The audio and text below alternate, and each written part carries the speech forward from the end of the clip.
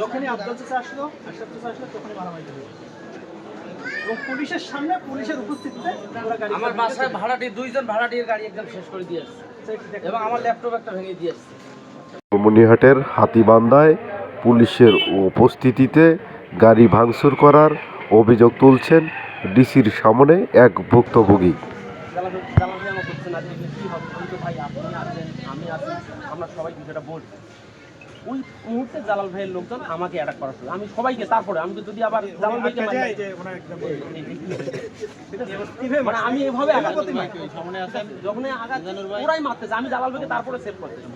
যখন জালাল ভাইকে সেভ করতেছি, জালাল ভাইও দেখি মানে জালাল চলে যায়। আমি এখানে দাঁড়ায় আছি, আমি হঠাৎ করে একটা মানে লাঠি দিয়ে ঢেল মারার সাথে সাথে আবার ওই জালাল ভাইরা সব সবাই একদম আমি 2:57 কি বলেন ফোন দিছি। ওই বাসার লোকজন না বাইরের কেউ? না না না, ওই এদিক থেকে স্যার, যারা আক্রমণ করছে, স্যার, যারা আক্রমণ করছে, সব বাইরে থেকে সব বাইরে থেকে। ভিতরে নিয়ে গেছে। ওই যে বললো যে হিজাব ওটা বাসাও ছিল, বাইরেও ছিল। আমরা যেখানে